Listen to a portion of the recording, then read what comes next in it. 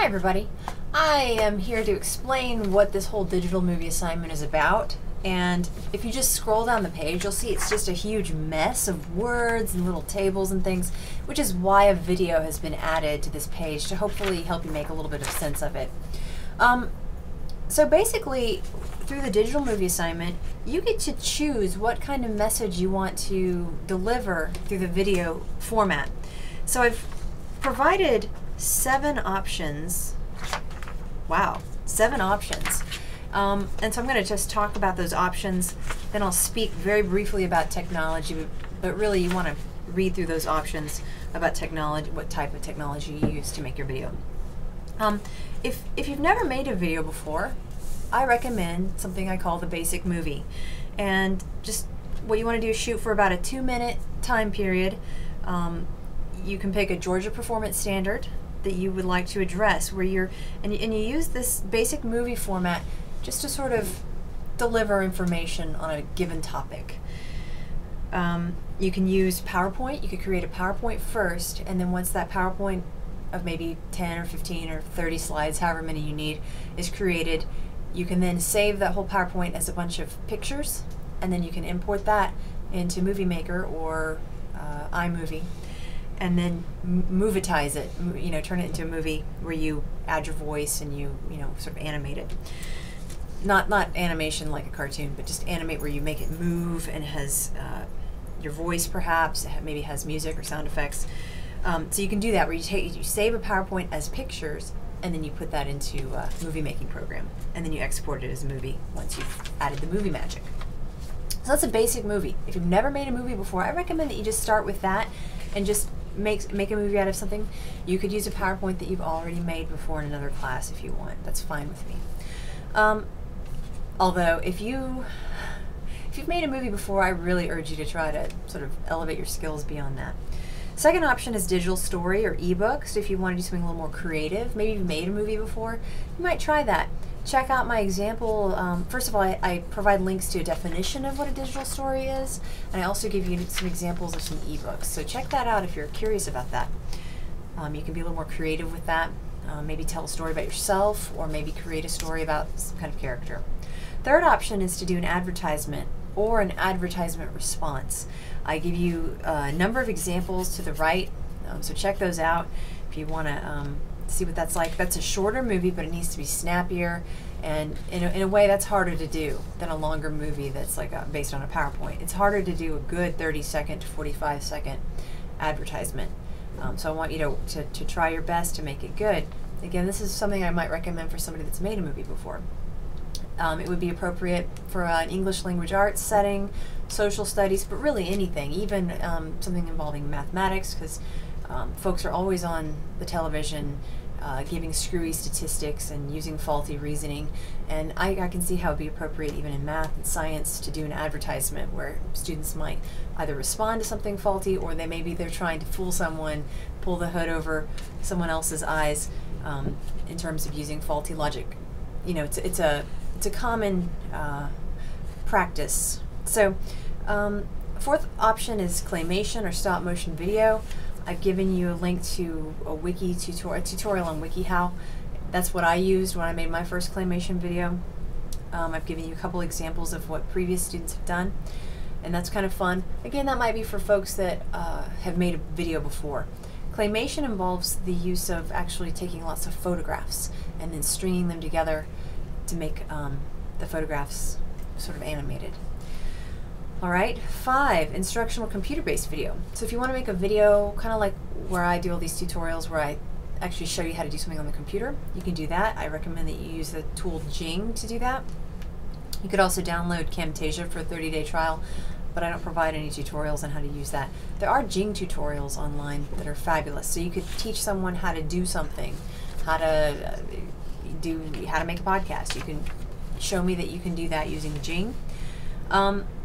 6 options, speech language pathologist. If you want to model a type of SLP therapy, that's something a lot of SLPs have done. You can do that in groups. You can do it alone. Check out that option, and it can be long. I mean, usually those videos are like 10 or 15 minutes long. Sometimes they're 5 minutes. It's fine. Whatever you need to do to model that therapy, go for it. And then finally, the seventh thing, the practicing educator video. Really, I'm going to change that before you even get to that page. It's called the Voices from the Field Interview Project. You can interview a practicing educator. For this particular option, it's actually got its own page, so you want to click on that Voices from the Field page and go to that to learn about it. And if you choose that option, you can have till the end of the semester to do it, because it's kind of hard to get access to an educator, and you have to go interview them and things like that and get their permission. So if you want to do that instead of any of these other options, that's completely fine. All right, so those are your options. If there's some other idea that you have that's not represented by the options on this table, let me know.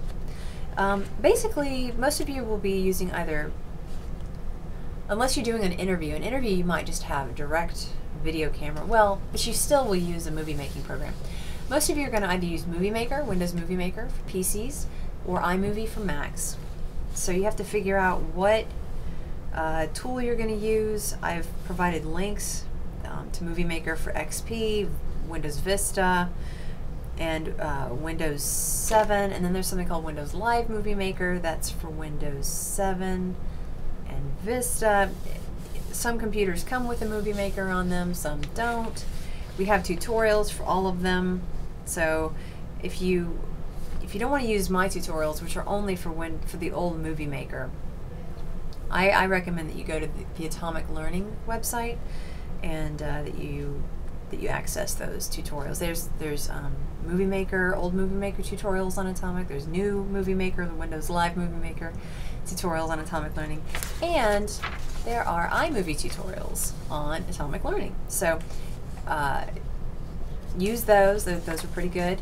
I also provide you some planning materials and ideas for converting media, capturing images.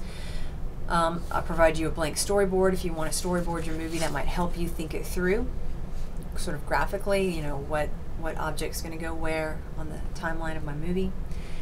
And you can upload your movie to hosts such as YouTube. If you want it to be private, just make sure that there's two things you could do. You can make it public, just regular old YouTube video, great.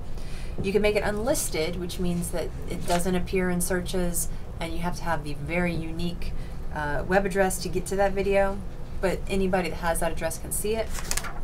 Or you can make it private and add my name to it. Just make it private but invite me to it, and my name is K-12 Texters, which you've seen before. Write it down and show you. K-12 Texters. All lowercase, no spaces, and make sure that you just add me to it so that when I go to see your movie, I can see it. If you do make it private like that, though, which is your choice, and that's fine, it'll be harder to get other people into it.